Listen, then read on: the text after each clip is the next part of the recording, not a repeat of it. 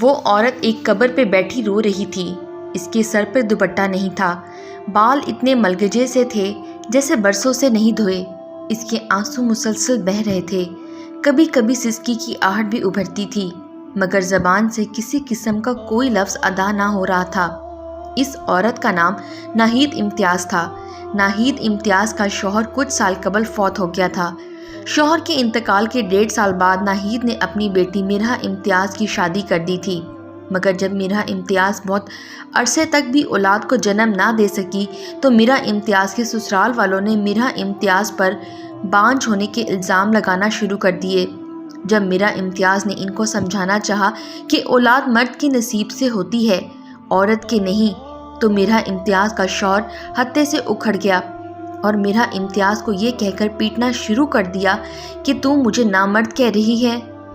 میرا امتیاز کے شوہر نے میرا امتیاز کو چمڑے کی بیلٹ کی مدد سے اتنا پیٹا کہ بیلٹ جسم کے جس حصے پر بھی لگتا، جسم کی چمڑی بیلٹ کے ساتھ بھی ادھر جاتی، اور جب میرا امتیاز کا جسم جگہ جگہ سے پھٹ گیا تو میرا امتیاز درد کی شدت سے بے ہوش ہو گئی۔ جب میرا امتیاز کافی دیر تک بھی ہوش میں نہ آئی تو میرا امتیاز کے سسرال والوں نے میرا امتیاز کی موت کے ڈر سے اسے ہسپتال پہنچایا۔ ہسپتال میں بھی میرا امتیاز دوسرے دن ہوش میں آئی، مگر زخموں کی درد کی شدت کی وجہ سے پھر حالت بے ہوشی میں چلی گئی۔ اس کے بعد ڈاکٹرز نے 1.5 ہفتہ میرا کو زیادہ وقت حالت غنودگی میں رکھا۔ 1.5 ہفتے بعد جب میرا امتیاز کے زخم کچھ نارمل ہوئے تو میرا امتیاز کو ناہید امتیاز اپنے گھر لے آئی۔ ڈاکٹرز نے میرا امتیاز کو 2 ہفتے کی دوا دی، 2 ہفتے بعد دوبارہ چیک اپ کروانے کا کہا، اگر تکلیف حد سے زیادہ بڑھ جائے تو فوراً ہسپتال آنے کا کہا، اور میرا امتیاز کو ماں کے ساتھ جانے کی اجازت دے دی۔ میرا امتیاز جتنا عرصہ ہسپتال میں داخل رہی، سوائے پہلے دن میرا امتیاز کو ہسپتال پہنچانے اور اس کی ماں کے حوالے کرنے کے بعد، میرا امتیاز کے سسرال والوں میں سے کسی نے بھی دوبارہ ہسپتال آنے کی زحمت نہ کی۔ جب گھر آنے کے بعد دوسرے تیسرے دن میرا امتیاز کی طبیعت کچھ بہتر ہوئی تو میرا امتیاز کے محلے دار اور ناہید امتیاز کی سہیلیوں میں سے جو بھی میرا امتیاز کی خیریت جاننے آتا، میرا امتیاز کے لیے ناہید امتیاز کو کسی نہ کسی پیر کا بتا جاتا کہ فلاں پیر کے پاس جانے سے اولاد ہو جاتی ہے۔ ناہید امتیاز نے اپنی سب سے قریبی سہیلی کی باتوں میں آ کر بیٹی کے لیے اولاد لینے کی خاطر ایک پیر کے پاس جانے کا فیصلہ کیا۔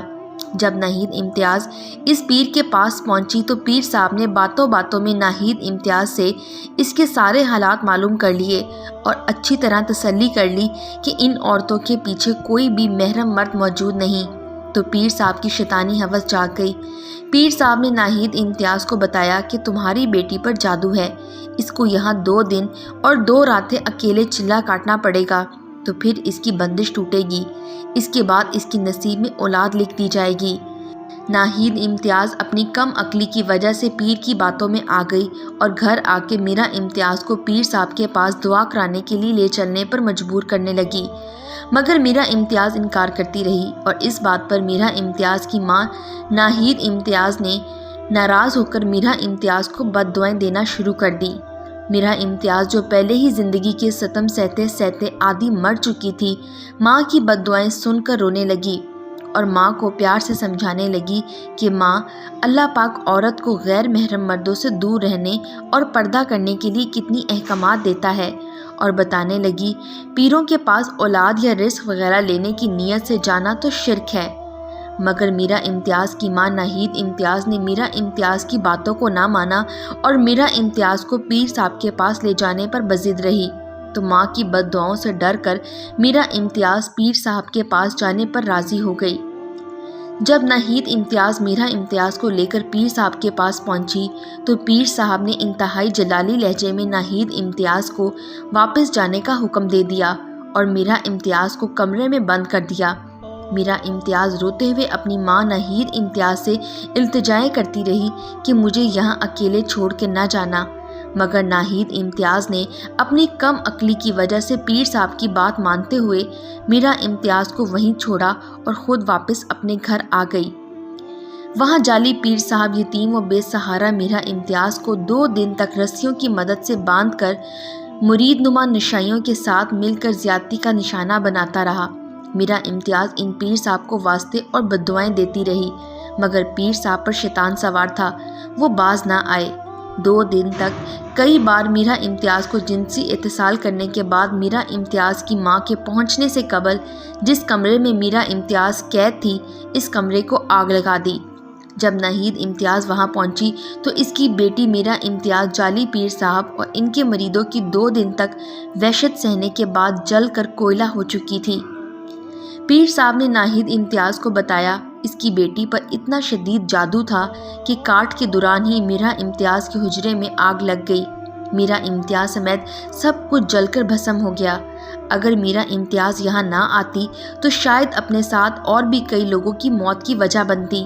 یوں ناہید امتیاز نے شکر کیا کہ میرا امتیاز کی نحوست کی وجہ سے کسی بے گناہ انسان کی جان نہیں گئی، اور روتے دھوتے بیٹی کی لاش لیے واپس آ گئی۔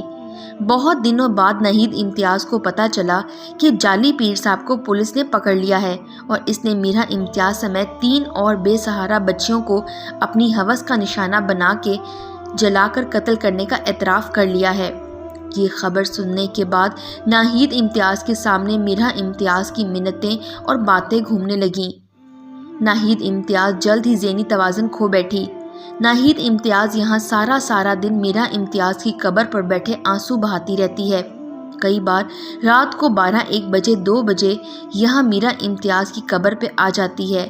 اگر گورکن پوچھے کہاں آئی ہو تو روتے ہوئے کہتی ہے، میری بیٹی کو ڈر لگ رہا ہے، میری بیٹی کو جعلی پیر جلانے آ رہا ہے، میری بیٹی مجھے روک رہی ہے، میری بیٹی مجھے ساتھ لے کے جانے کا کہہ رہی ہے، میں بیٹی کے پاس رہوں گی یا بیٹی کو ساتھ لے کر جاؤں گی۔ گورکن ناہید امتیاز کی بات سن کر چپ ہو جاتا ہے۔ ناہید امتیاز جا کر میرا امتیاز کی قبر پر بیٹھ کر رونے لگتی ہے، کبھی دعائیں کرنے لگتی ہے، کبھی خود کو کوسنے لگتی ہے، جبکہ گورکن کچھ دور بیٹھا اللہ کی رضا کے لیے ناہید امتیاز کی حفاظت پر مامور رہتا ہے، تاکہ قبرستان کا کوئی کیڑا مکوڑا ناہید امتیاز کو نقصان نہ پہنچائے۔ دنیا آج بھی جعلی پیروں کی واقعات سے بھری پڑی ہے۔ لوگوں کی آگاہی کے لیے بہت سے سچے واقعات آپ سب تک کسی نہ کسی میڈیا سورس سے آپ تک پہنچائے جاتے ہیں، لیکن لوگ پھر بھی نصیحت نہیں پکڑتے۔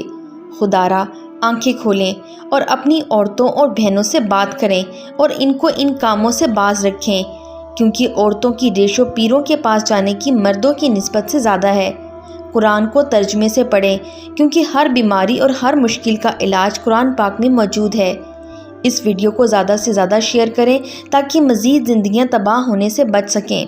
شکریہ۔